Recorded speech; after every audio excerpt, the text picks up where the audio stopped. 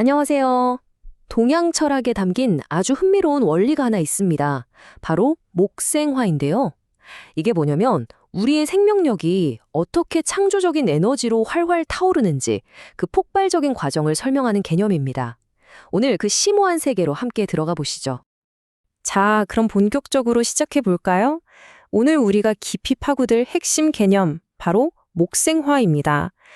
글자 그대로만 보면 뭐가 불을 낳는다? 이런 단순한 뜻 같지만 사실 그 속에는 정말 깊은 의미가 숨어 있어요.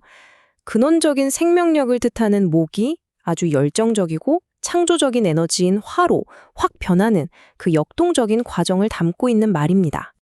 오늘 우리가 함께 떠날 여정은 이렇습니다. 먼저 동양 사상에서 말하는 목생화의 본질을 알아보고 그 다음에 이걸 서양 철학자 들레즈, 그리고 양자물리학의 닐스 보어, 또 다른 철학자 베르그송의 눈으로는 어떻게 보이는지 여러 렌즈로 비춰보면서 그 본질에 다가가 볼 겁니다. 자, 그럼 첫 번째, 생명의 불꽃, 목생화입니다. 이 개념이 동양 사상의 뿌리라고 할 수 있는 오행 이론에서는 도대체 어떤 의미를 갖는지 그 근본부터 한번 살펴보겠습니다. 이게 그냥 나무 다음에 불 이런 순서를 말하는 게 아니에요. 그 이상의 의미가 있죠. 뭐냐면 한 사람의 내면에 잠자고 있던 어떤 가능성이나 아이디어, 그러니까 목이요. 이게 실제 행동과 열정이라는 화를 만나서 점화되는 순간을 말하는 겁니다. 그렇게 한번 불이 붙으면 이전과는 비교도 안 될 만큼 강력한 에너지와 영향력을 만들어내게 되는 거죠. 자, 그럼 이런 생명력의 폭발을 서양 철학자들은 어떻게 봤을까요? 아주 흥미로운 관점이 있습니다. 바로 프랑스 철학자 질 들레즈의 시선으로 본 욕망의 폭발입니다. 들레즈는 목생화를 정말 독특하게 해석했어요. 그는 이걸 서로 다른 잠재력들, 이걸 들레즈는 욕망기계라고 불렀는데 이 욕망기계들이 서로 만나고 연결되면서 에너지가 말 그대로 폭발적으로 증대되는 창조적인 사건으로 본 겁니다. 들레즈의 용어들이 조금 어렵게 들릴 수 있는데 쉽게 말해서 이런 겁니다. 순수한 잠재력의 판, 즉 기관 없는 신체 위에서 각자의 욕망, 즉 욕망 기계들이 서로 접속해서 완전히 새로운 판, 창조적 배치를 만들어낸다는 거죠. 이 생성의 과정을 통해 한 사람의 인생은 마른 장작이 불씨를 만나 활활 타오르듯 전혀 예측할 수 없는 새로운 방향으로 나아가게 된다는 겁니다. 바로 이게 들레즈가 본 목생화의 모습인 거죠. 한번 상상해 보세요. 여러분 안에 있는 예술에 대한 열정과 또 다른 한쪽에 있는 기술에 대한 재능이 딱 만난다면 어떤 폭발적인 에너지가 생겨날까요? 들레즈가 말하는 게 바로 그런 겁니다. 정말 신기한 건 이렇게 인간의 욕망에서 보이는 폭발적인 연결이 저기 물질 세계의 가장 작은 단위, 즉 원자 세계에서도 똑같이 발견된다는 거예요. 자, 그럼 철학의 세계에서 이번엔 양자 물리학의 세계로 넘어가 볼까요? 닐스 보어의 양자 도약을 통해 이 현상을 들여다보겠습니다. 보어는 목생화와 이 양자 도약 현상 사이에 정말 기가 막힌 유사점이 있다고 봤어요. 양자 도약이라는 건 아시다시피 에너지가 어떤 계단을 오르듯 갑작스럽고 거대하게 점프하는 현상을 말하죠.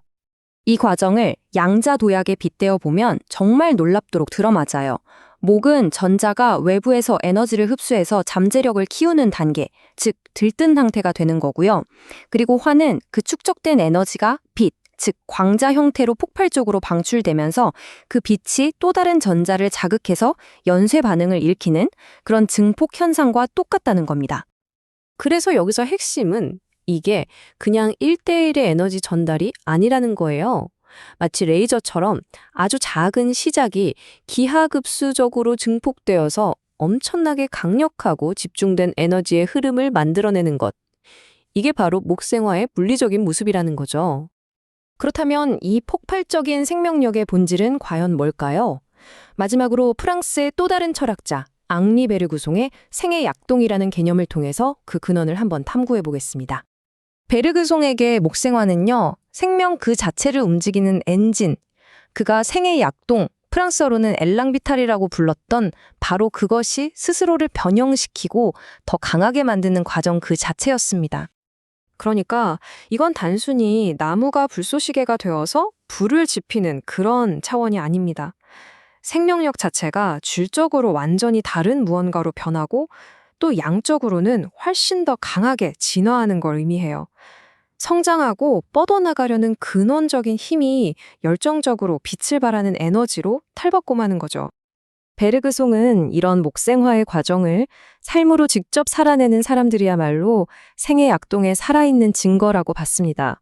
이 사람들은 현실에 안주하지 않고 끊임없이 새로운 열정과 활력을 찾아 나서는 그런 존재들이라는 거죠. 자, 이제 퍼즐 조각들을 다 모았으니 한번 맞춰볼 시간입니다. 지금까지 살펴본 들레주의 철학, 보어의 물리학, 그리고 베르그송의 생명 철학. 이 세 가지 관점들을 하나로 모았을 때 과연 어떤 거대한 그림이 그려지는지 함께 보시죠. 이름은 다 다르죠. 욕망 기계의 연결, 양자 도약, 생의 약동. 하지만 결국 이 세 명의 사상가 모두 창조적 확장이라는 똑같은 근본적인 현상을 각자의 언어로 설명하고 있었던 겁니다. 여기서 우리가 얻을 수 있는 핵심적인 통찰은 이겁니다. 동양의 이 오래된 원리가 사실은 우리의 잠재력이 어떻게 열정과 힘을 만나서 현실이 되는지에 대한 보편적인 진리를 담고 있다는 거죠. 이게 바로 우리 삶을 성장과 창조, 그리고 발전의 끝없는 순환으로 이끄는 핵심 에너지 흐름, 바로 우리 삶의 엔진인 셈입니다. 들레즈가 통찰했던 것처럼 이런 폭발적인 창조를 위한 잠재력은 멀리 있는 게 아니라 바로 지금, 이 순간에도 우리 안에 항상 존재하고 있습니다. 그저 올바른 연결이 이루어지기만을 조용히 기다리고 있는 거죠. 그래서 오늘 이야기의 마지막으로 여러분께 이 질문을 던지고 싶네요. 여러분이 품고 있는 잠재력이라는 목은 과연 무엇이며 그것을 활활 불태우기 위해 여러분이 찾아야 할 그 불씨는 또 무엇일까요? 한번 생각해 보시면 좋겠습니다.